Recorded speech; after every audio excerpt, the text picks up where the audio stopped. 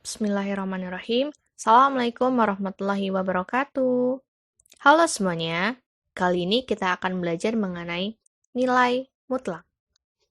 Nah, bentuk nilai mutlak bisa simbolnya gini ya, kayak apa ya, kayak garis, terus dalamnya ada fungsinya, nih, diapit oleh dua garis gini, atau gini juga bisa.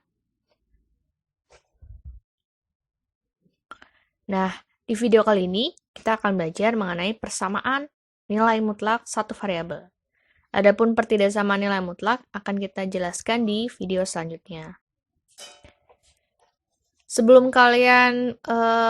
kita membahas persamaan nilai mutlak satu variabel, bagaimana penyelesaiannya, kita pahami dulu konsep nilai mutlak sebagai jarak ya.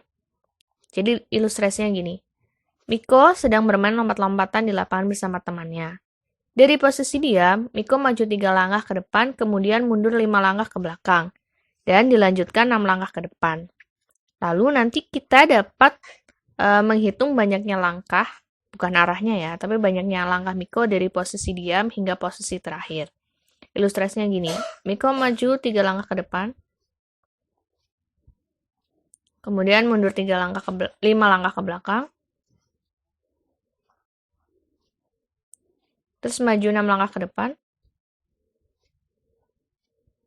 Nah, di sini secara matematis ilustrasinya dapat dinyatakan kalau maju ke depan itu searah sumbu X positif, kalau mundur itu searah dengan sumbu X negatif.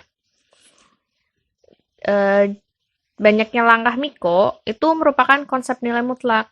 Jadi maksudnya gini, maju 3 langkah ke depan berarti mutlak 3, itu nilainya berapa? Nilainya 3. Kok bisa? Kan banyaknya jarak dari posisi Miko diam sampai posisi Miko terakhir. Jadi jarak 3, ini mutlak 3 itu jarak 3 dari angka 0 atau dari posisi dia diam. Jadi 3 ini adalah jarak 3 dari posisi Miko diam. Ini kan tadi Miko diamnya di sini kan, jaraknya 3 nih. 1, 2, 3. Kemudian ditambah mundur 5 langkah ke belakang. Tadi kan mundur itu searah dengan sumbu X negatif ya. Maka di sini mutlak negatif 5. Berarti jaraknya berapa? Jaraknya 5. Kok bisa 5? Kan posisi awal diamnya kan di 3. Kemudian dia mundur 5 langkah ke belakang. Berarti jaraknya berapa di sini? 1, 2, 3, 4, 5. Dari sini sampai sini. Maka banyaknya langkah 5. Kemudian maju lagi 6 langkah ke depan, maka mutlak dari 6. 1, 2, 3, 4, 5, 6. Ini dari sini ke sini. Maka banyaknya langkah 6. Tinggal dijumlah, ternyata banyaknya langkah ada 14 langkah.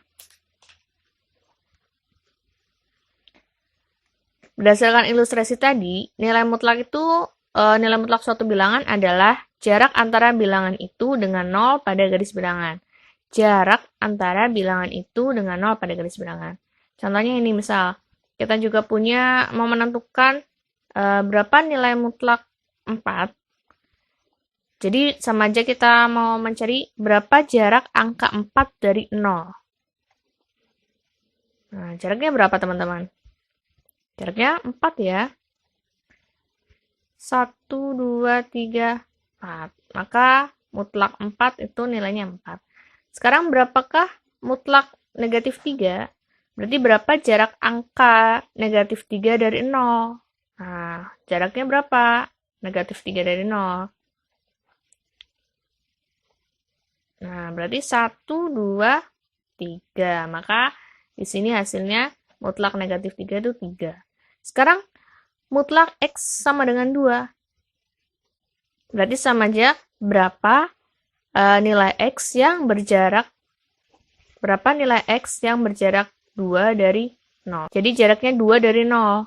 Ke kanan dulu sama ke kiri dulu juga sama. Jaraknya harus 2 ya. Nah, wah, ternyata dari 0 kanan itu 2, jaraknya 1, 2. ke kiri juga 2. 1, 2. Maka nilai X-nya berapa? X-nya negatif 2 atau X-nya sama dengan 2. Kayak gitu teman-teman. Nah, dari penjelasan tersebut dapat dituliskan konsep nilai mutlak sebagai berikut. Definisinya, misalkan X bilangan real, maka simbol ini, simbol kayak garis, X-nya diapit 2 garis, dibaca nilai mutlak X. Didefinisikan, jadi kalau mutlak X itu sama dengan X jika X-nya itu lebih dari sama dengan 0, atau negatif X jika X-nya kurang dari 0. Dari definisi nilai mutlak tersebut juga dapat diperluas sehingga diperoleh definisi yang lebih luas seperti ini. Jadi kalau yang tadi kan terbatas di X, kalau yang di sini AX plus B ya. Ininya juga masih sama. Ini beberapa sifat-sifat persamaan nilai mutlak ya ini ya. Beberapa sifat-sifatnya. Mutlak negatif X itu sama dengan mutlak X sama dengan X. Terus mutlak X itu sama dengan akar X kuadrat. Nah, kalau kedua ruas kita kuadratkan, maka hasilnya jadi X kuadrat. Untuk menyelesaikan persamaan nilai mutlak, dapat menggunakan definisi nilai mutlak atau menggunakan sifat-sifat nilai mutlak. Jadi bisa pakai yang ini, bisa pakai ini, atau bisa pakai sifat-sifat dari persamaan nilai mutlak ini. Biasanya sering dipakai tuh sifat nomor 2. Nah, contohnya ini, kasus 1, kalau nilai mutlak sebelah ruas satunya konstanta, maka boleh pakai definisi, boleh pakai sifat nilai mutlak. Dan seterusnya ini bisa kalian pahami dulu. Ini latihan soalnya ya. Untuk yang nomor 1, tentukan nilai mutlak 5 dikurangi, dalamnya ada mutlak lagi, negatif 6. Nah, jadi berapa nih menurut teman-teman? Jadi berapa nih yang nomor 1 menurut teman-teman?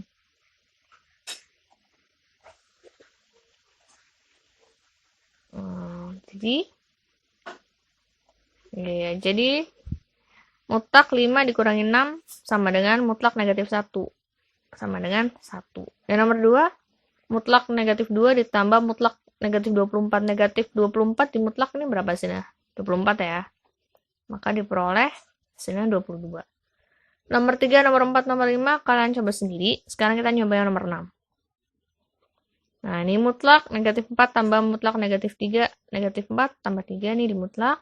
Hasilnya mutlak negatif 1. Yang ini hasilnya mutlak 8. Diperoleh mutlak negatif 1 atau 1 dikurangi 8. Dari sama dengan negatif 7. Untuk X sama dengan 3, tentukan nilai berikut. Ini gampang banget, tinggal kalian substitusi ke nilai mutlaknya. X-nya diganti dengan 3. 5 dikali 3 dikurangi 9 ditambah 7 kali negatif 2 kali 3 tambah 7. Sama dengan mutlak 15 kurangi 9 ditambah 7 kali mutlak negatif 6 tambah 7. Ini hasilnya berapa? Mutlak 6. Yang ini hasilnya 7 kali mutlak 1. Jadi 13 ya.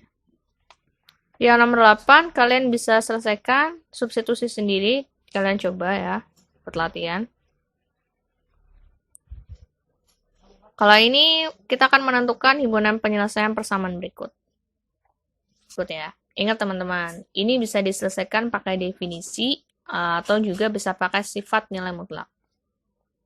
Langsung aja nomor 1, kita bakalan nyelesain pakai 2 cara. Cara yang pertama kita pakai definisi. Cara yang kedua kita pakai sifat nilai mutlak. Ini kalau definisi ya, yang udah diperluas tadi. Saya tulisin lagi di sini.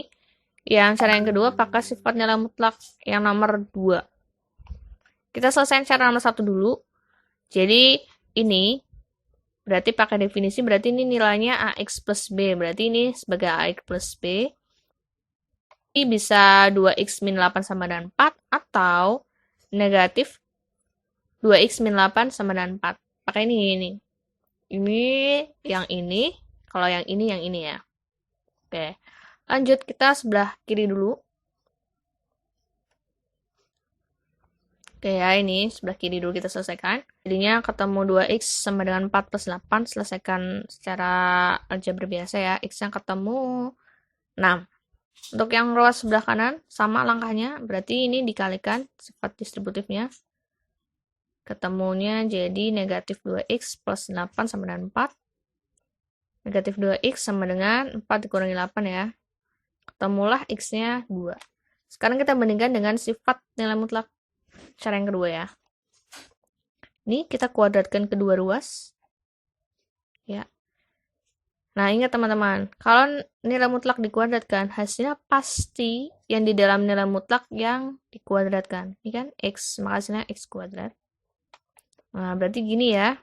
Nah, kok ini bisa jadi negatif 4? Ini pindah ruas ke kiri aja. Jadi, dikurangi 4x kuadrat. Ini pakai sifat ini tadi. Terus ini, kok bisa jadi gini? Ya, kita pakai ingat ini. Bentuk A kuadrat min B kuadrat bisa difaktorkan jadi A min B kali A plus B. Lah bentuk ini sama dengan 0 ya. Ini kurang sama dengan 0. Kita tulis nih sama dengan 0. 0 ya. Oke. Nah, jadi yang ini lanjutkan. Oke, ulangi.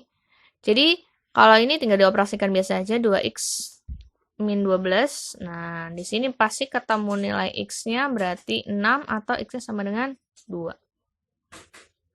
Sama ya teman-teman, antara cara yang pertama sama cara yang kedua. Maka himpunan penyelesaiannya kita tuliskan dari yang kecil dulu, 2,6. Paham teman-teman? Mudah-mudahan paham ya. Nomor 2, caranya juga sama. Oh, ini masih ada. Oke, yang nomor 2 juga masih sama ya. Nomor 2 ini pakai definisi, juga pakai cara yang kedua. Nah, bedanya di sini ada kayak gini bentuknya. Bisa nggak ini langsung kita selesaikan pakai definisi? Nah, kita pindah ruaskan dulu. Atau kedua ruas kita bagi dengan negatif 3. Jadi ini salah satu ruas cuma boleh nilai mutlak aja, yang satu ruas konstanta gitu ya. Dipindah ruas jadinya ketemunya 2 ya. Nih teman-teman. Terus kita baru pakai definisi nih. Baru pakai definisi yang kayak gini. Yang sama persis kayak nomor 1 langkahnya. Kan ada 2 ya. Sama. Ini sama ini. Langkahnya tetap sama. Persis kayak yang nomor 1 tadi. Nah, ketemu x sama dengan 3 sama x sama dengan 7. Cara yang kedua juga sama. Jadi langkah dari sini. Jadi langkah dari sini. Ini persis sama dulu dituliskan. Nah, set. Di sini bakalan ketemu sama nulisnya. Itu masih sama persis. Baru di langkah yang ketiga ini baru dikuadratkan. Dikuadratkan kedua ruas. Langkahnya sama persis kayak nomor 1. Ya. Ini salah nulis lagi juga, harusnya sama dengan 0 ya. Oke, di sini lanjut. Nah, bakalan sama ketemunya x sama dengan 3 atau x sama dengan 7, maka himpunan penyelesaiannya 3,7. Ini dibagi dulu dengan negatif 3 ya, supaya ketemu bentuk salah satu nilai mutlak, salah satunya konstanta. Ya, nomor 3, ini satunya nilai mutlak, satunya konstanta, tapi ini di ruas yang satunya konstantanya negatif. Teman-teman harus ingat, kalau nilai mutlak suatu bilangan itu jarak antara bilangan itu dengan 0 pada garis bilangan real. Dan tidak mungkin nilai mutlak suatu bilangan bernilai negatif, teman-teman. Tapi, mungkin aja bernilai 0. Jadi sebenarnya teman-teman udah langsung paham lah ya, ini harusnya jawabannya gimana. Ada penyelesaiannya nggak? Nggak ada. Karena nggak ada nilai x yang merupakan anggota bilangan real yang memenuhi persamaan nilai mutlak ini. Jadi, himpunan penyelesaiannya adalah himpunan kosong. Ingat ya, ini. Ingat. Nomor 4. Kedua ruasnya itu berupa nilai mutlak. Cara penyelesaiannya pakai sifat aja, biar gampang. Kuadratin kedua ruas. Temunya dikuadratin kan? Berarti 2x plus 4 kuadrat sama dengan x min 1 kuadrat. Pindah ruas. Sama kayak langkah nomor 1. Ya. Oke. Ini sebagai A, ini A kuadrat. Ini sebagai B. B-nya itu x min 1 ya. Jadi kalau dikurangi, ini harus pakai tanda kurung karena 2 suku. Nah, kalau yang plus juga sama, ini x min 1, 2 suku ya. Maka ini distributifkan dulu. Ketemulah ini. Langkah biasa. Nah, ketemu x sama dengan negatif 5 atau x sama dengan negatif 1. Jadi himpunan penyelesaiannya berapa? Jadi HP-nya sama dengan negatif 5, negatif 1 ya teman-teman. Oke ya, lanjut. Untuk nomor 5, ini satu ruasnya nilai mutlak, satunya itu bukan nilai mutlak ya. Di fungsi x min 3. Ini kalian bisa lihat di cara penyelesaian persamaan nilai mutlak di slide sebelumnya. Yang di slide sebelumnya tuh berarti yang ini depan lah ya. Nah, saya tulisin aja di sini. Kita mau pakai dua cara. Nah, cara yang pertama yang jika satu ruasnya nilai mutlak, tapi ruas kanan itu berupa fungsi. Maka cara pengerjaannya kita kuadratkan kedua ruas. Tapi hati-hati teman-teman. Di sini kalau kalian udah nemuin x, misalkan kita sebut x1, itu penyelesaian yang udah kalian temukan, kalian harus uji nilai fungsi g x1-nya itu harus lebih dari sama dengan 0. Kita kuadratkan kedua ruas, hasilnya gini, sama langkah-langkahnya kayak biasa, ketemu x-nya negatif 7 atau x-nya sama dengan min 1/3. Nah ini nih, itu yang x1, maka kita harus uji ke gx1-nya harus lebih dari sama dengan 0. Gx1, gx-nya kan ini, x min 3, substitusikan. Ternyata negatif 10, berarti nggak memenuhi ya, karena harusnya kan hasilnya lebih dari 0. Untuk x sama dengan min 1/3 juga sama, tidak memenuhi. Jadi, tidak ada nilai x yang memenuhi persamaan, atau himpunan penyelesaiannya adalah himpunan kosong. Cara yang pertama. Cara yang kedua, kita pakai definisi nih teman-teman. Agak rumit kalau yang nomor 2 ini. Tapi nggak apa-apa, kita bahas aja biar kalian nggak apa-apa ya, biar kalian paham dan tahu. Ini kan masih sama ya definisi nilai mutlak kayak gini. Ini menghalangi. Kita close. Ini masih sama kayak yang tadi. Terus